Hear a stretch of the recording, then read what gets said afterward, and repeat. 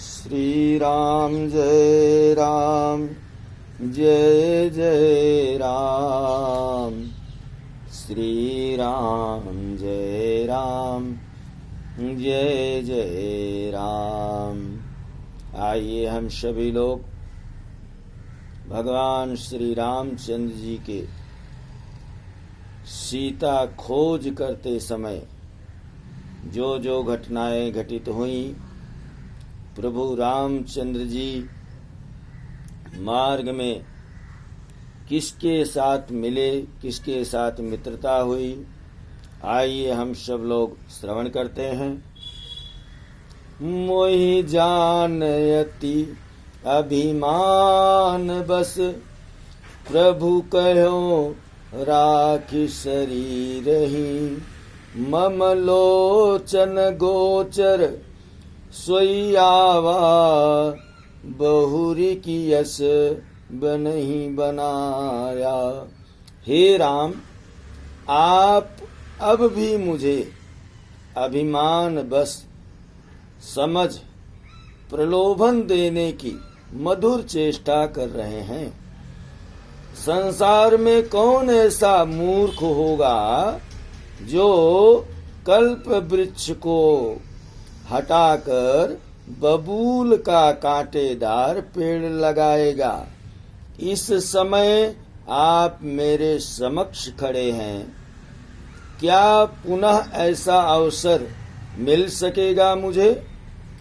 इस दुर्लभ अवसर को मैं त्यागने वाला नहीं हूँ। अगर आप कृपा करना ही चाहते हैं तो इतनी कृपा करें, जेहि जोन जन्मउ कर्म बस, तह राम पद अनुरागऊ। यह तनय मम सम विनय बल, कल्याण पद प्रभु कीजिए। गही बाह सुर नर नाह, आपन दास अंगद कीजिए।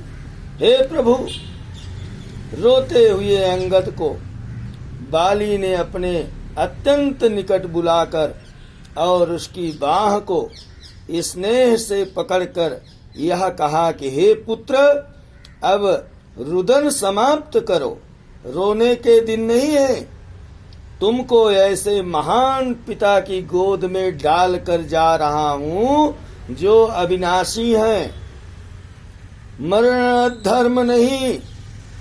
हे अंगद, तुम्हारे इस प्रकृत पिता की मृत्यु हो रही है, यह मरने जा रहा है, तुमको छोड़कर जा रहा हूँ। परंतु जाते जाते अब जिन पिता की गोद में डालकर समर्पित करके जा रहा हूँ, वे तुम्हारे जीवन भार का रुदन समाप्त कर देंगे।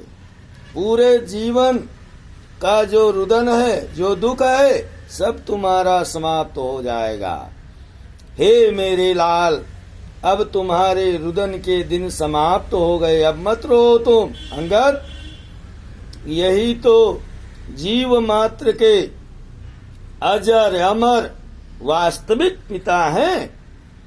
बाली ने अंगद को युवराज बनाने के लिए नहीं समर्पित किया है, उन्होंने तो स्पष्ट कहा है कि हे प्रभु, इस अंगद को अपना दास बना लीजिए, वैष्णव बना लीजिए।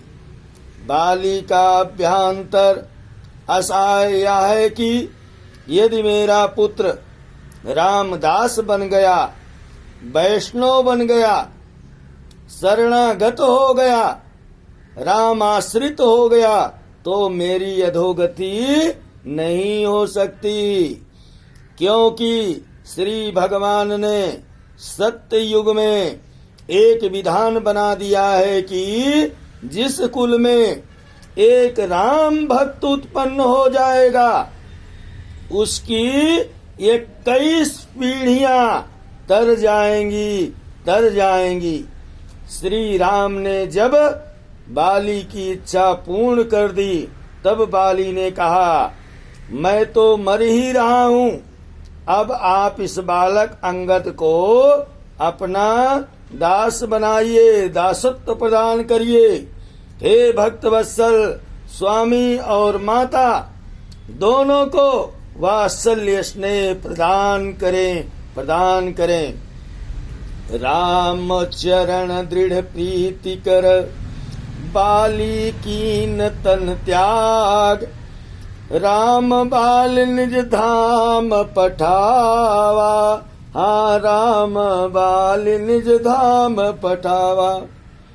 सुग्रीव आदि वानरों से मित्रता की और बाली का वध किया। बाली के वध से उसकी पत्नी तारा विलाप करने लगी। बाल बिखर गए, वस्त्र अस्त व्यस्त हो गए, शरीर की सुध जाती रही। तब प्रभु श्री राम ने दीन ज्ञान हरि लीनी माया सुग्रीव ने विधिवत मृतक कर्म करवाया।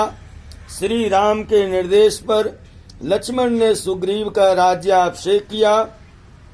राजुदीन सुग्रीव कहा, अंगद कहा युवराज। सुग्रीव और बाली दोनों को दिए हुए वचनों का निर्वाहन प्रभु ने कर दिया। सुग्रीव राजमहल में रहने लगे। प्रभु श्री राम पर्वत पर कुटिया बना करके रहने लगे। बरस विगत शरद ऋतु आई। हाँ, कहते हैं वर्ष विगत शरद ऋतु आई। पर्वत पर निवास करते 4 माह प्रभु को व्यतीत हो गए, किंतु सीता का कोई पता नहीं चला। एक की सुधि नहीं मिली, दूसरे ने सुधि बिसरा दी। सुग्रीवहु सुधि मोरी बिसारी, पावा राज कोशपुर नारी।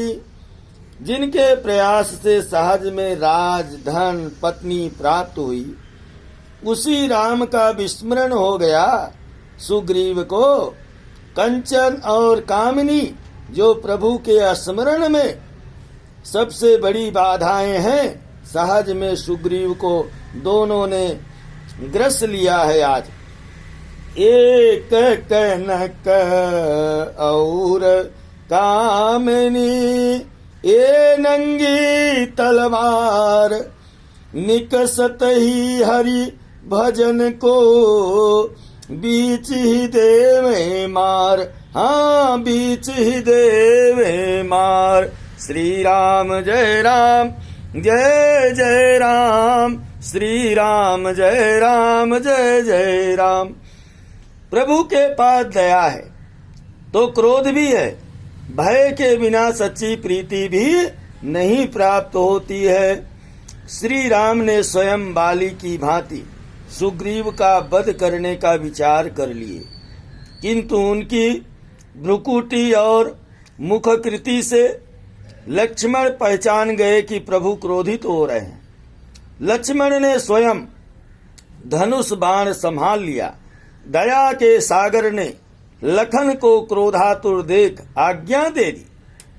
भय दिखाया, ले आवो तात सखा सुग्रीव, जिसको हमने ही राजा बनाया है उसका हम ही वध करें।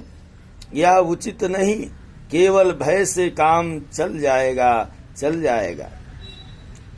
सुत अंगद को सौंपी, परम पद पायो कपिपति।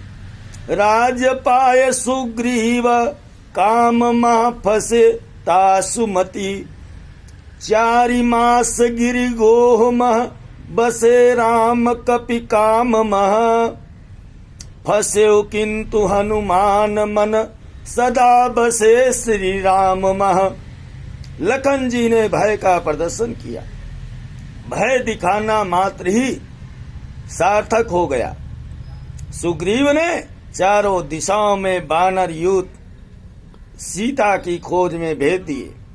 लक्ष्मण की ओर युवराज अंगद ने नेतृत्व में हनुमान सहित अनेक वीर बानर भेजे। श्री राम जय राम, जय जय राम। श्री राम जय राम जय